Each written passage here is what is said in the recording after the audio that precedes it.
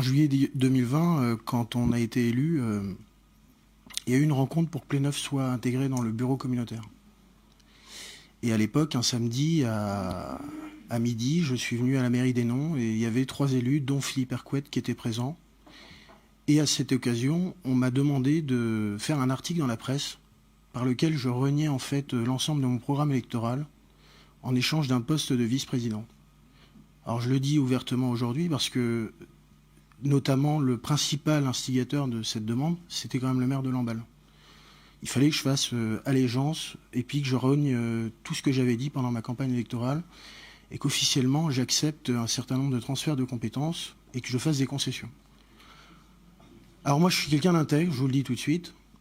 Je suis sorti, j'ai réfléchi, je suis allé voir mon équipe, je leur ai dit écoutez, je ne vais pas faire d'article dans la presse parce que j'ai des convictions et malheureusement je préfère ne pas passer pour ce que je ne suis pas. Aujourd'hui, avec du recul et 2 ans de recul, je me rends compte en fait que je suis quand même très surpris quand je vois Philippe Hercouët et ce qui vient d'être dit. Parce que, par tradition, moi je suis élu depuis 2008, j'ai toujours appris que quand on ne votait pas un budget, on démissionnait.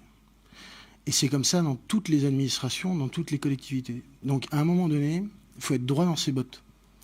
Soit on se dit, on a des convictions, on les assume jusqu'au bout, et on se dit, moi j'accepte de rentrer dans le bureau communautaire, mais j'accepte de rentrer tel que je suis prêt à être fidèle, donc je suis prêt à ne pas voter contre le budget, mais je suis prêt à dire au moins en privé ce que je pense.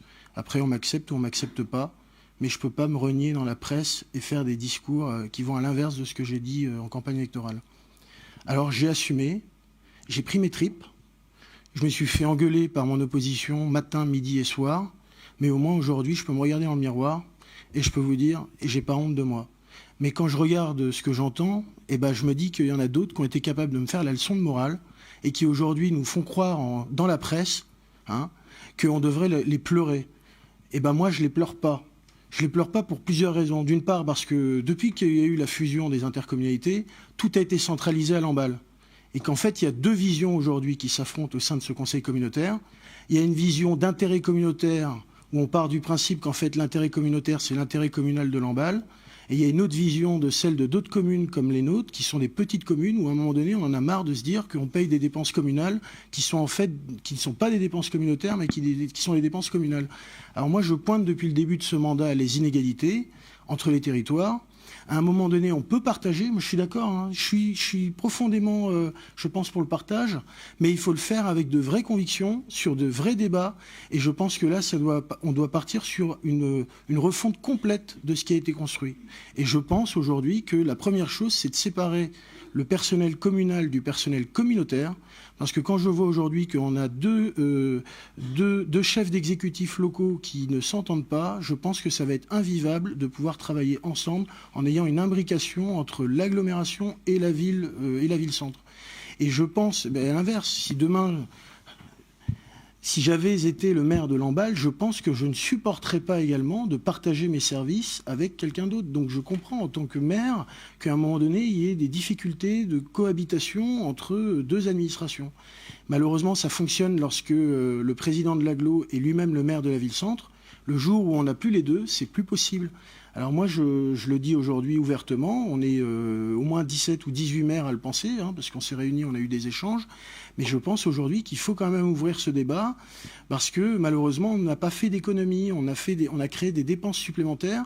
Quand on a le directeur et puis l'adjoint du directeur, on se rend compte qu'en fait, on a 2 postes. Donc il suffit de les diviser en 2 et on fera peut-être des économies. Puis derrière, au niveau fonctionnement, je pense que ça ira beaucoup mieux, parce qu'il va y avoir sans arrêt des difficultés dans le fonctionnement de Lamballe-Terre-et-Mer et de Lamballe-Armor. Donc je pense qu'il faut ouvrir ce débat, il faut essayer de construire à partir de ça, et puis il faut essayer dans la différence de pouvoir échanger et parfois renoncer. Choisir, c'est aussi renoncer à certains transferts, parce qu'on n'est pas mûr encore pour les faire. Il ne faut pas imposer, il faut qu'on discute, parce qu'aujourd'hui, on est tous en difficulté dans nos administrations respectives. On a tous des budgets serrés, Lamballe-Terre-et-Mer en a un. Bon, il y a eu des concessions de fait dans l'élaboration du PPI, ça c'est vrai, mais à un moment donné, si on supprime la piscine de Pléneuve-Valandré, c'est normal qu'on dise qu'on va supprimer peut-être la rocade de Lamballe qui coûte 35 millions d'euros. C'est normal que derrière, il y ait des concessions qui soient faites à droite et à gauche. Quand je me retrouve avec, dans mon PPI, une piscine que j'ai jamais demandé, où derrière on est venu avec 7 millions d'euros, que tout était financé, et puis que derrière je dois avaler une couleuvre, bah non, j'accepte que tout le monde avale sa couleuvre. Mais à un moment donné, les choix du PPI, manifestement, ce sont ceux qui nous ont emmenés aujourd'hui à la situation par laquelle nous sommes aujourd'hui, c'est tout. Maintenant, on a tous fait des choix. Quand les EPN ont été supprimés, Erki n'était pas content. Quand la cale de la mascotte a été supprimée, Erki n'était pas content. Donc à un moment donné, il fallait quand même qu'on se le dise. Il y a moi, j'ai fait partie du groupe de travail qui ont réduit également le PPI. Et ben, quand il a fallu réduire, on a regardé ce qui était vraiment communautaire de ce qui était vraiment communal. Et c'était pas fait contre l'emballe Armor, c'est pas vrai. C'était fait de manière objective en regardant ce qui relevait vraiment de la compétence de l'interco et de ce qui ne relevait pas de la compétence de l'intercommunalité.